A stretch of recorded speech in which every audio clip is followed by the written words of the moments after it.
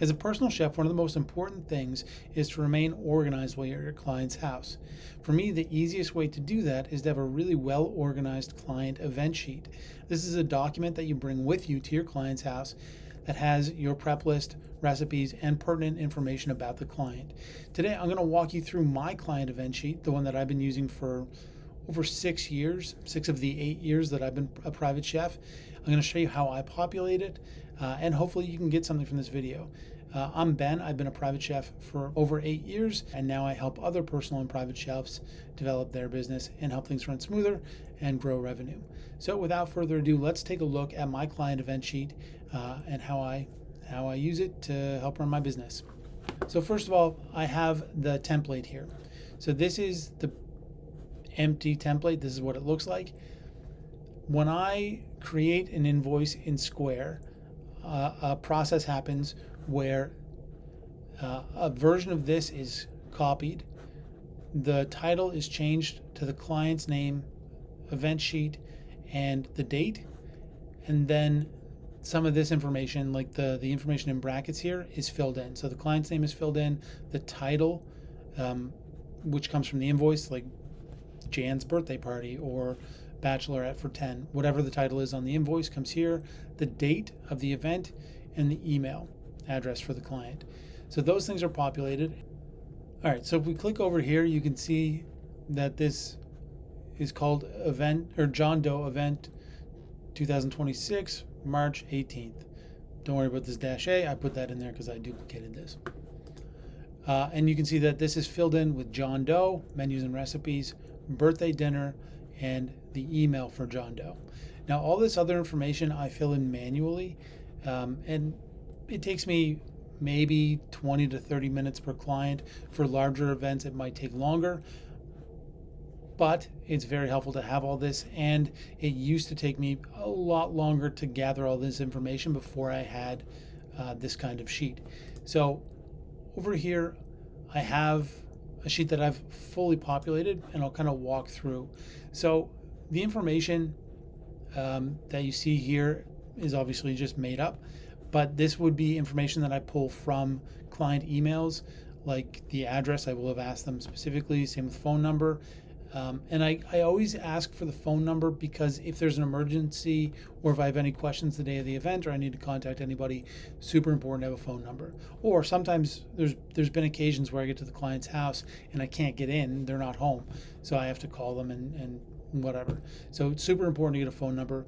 And then I have the arrival time, when I'm supposed to get there, and the serving time. And these are times that we've already agreed on. Myself and the client, we've already talked about it. And then I have the number of guests, and if there's any allergies, I have it listed here. This to me is important because I have all of this information right here, not just while I'm at the client's house, but on my way to the client's house. So I don't ever forget if there's an allergy. I don't ever forget the number of guests. I don't ever forget what time I'm supposed to be here.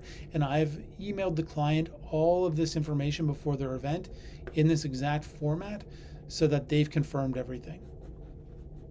So if there's no allergies, I know that. If there is an allergy, it's right here. I won't forget it.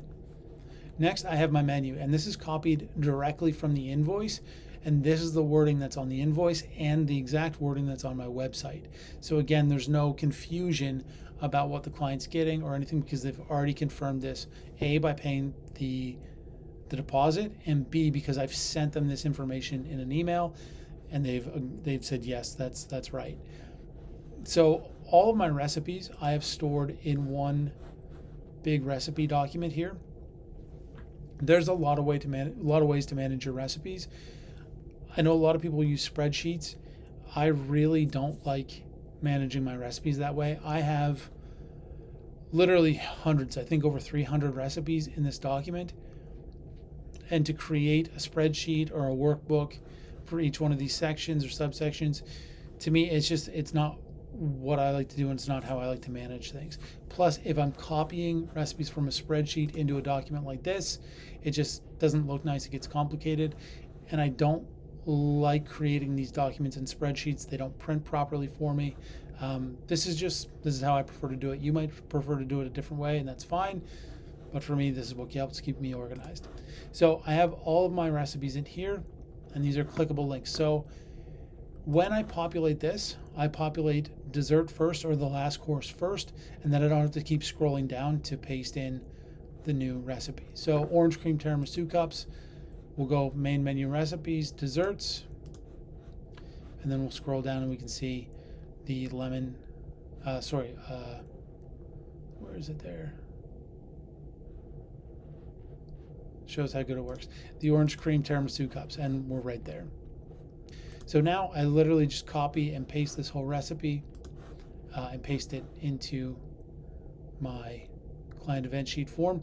And as you can see, I not only have the description exactly as it is up here, like at the top here, and on my menus on my website and in the invoice, I also have number of portions and all the ingredients, obviously the directions, but also the equipment that I need. And that'll come in handy later when I'm filling in my equipment lists, which I'll do in a different video. So I do that for all my recipes. I go over to my recipe doc, I find them, I copy and paste them all into here. Next, I have to make my prep list. Now, usually the way I do this is I get my recipes in here, and then I'll go make first my food pack list, then my shopping list, then my equipment list. So when it comes time to do my prep list, which is the last thing I do, I've already gone through all my recipes 3 times, which may sound like a lot, but again, this takes me maybe 20 or 30 minutes per client and is way easier and way quicker than how I used to do it. So I've gone through all of my recipes here and I've created my prep list. This is mostly in order of importance. Some things might not be.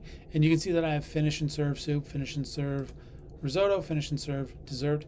You don't have to have those. I get a lot of satisfaction of crossing things off prep lists. And it also just kind of reminds me to make sure I have the garnish ready and everything like that. And again, like having these here as well as down here, this is just a way for me to quickly look at the menu, quickly look at the main ingredients in the menu items, which makes sure that I don't miss any of the garnish or anything really important. Because I'm sure like a lot of you, I don't actually use the recipes entirely. I just kind of use them as a guideline, even though I've written these recipes, these are what my dishes are based on. I'm not going to sit there while I'm cooking for a client and read every line of the recipe. So having this kind of gives me that backup, as well as this. This is just kind of the quick glance over.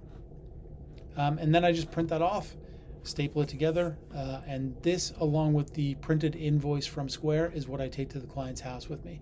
If you wanted to, you could just have this on a tablet and take it with you. I prefer a hard copy in case there's no Wi-Fi or anything like that. So that's my client event sheet. I hope you enjoyed this video. If you did, please give it a like and subscribe to the channel for more.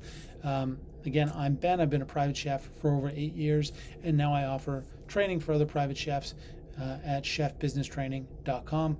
Thank you so much. Have a great day, and good luck out there.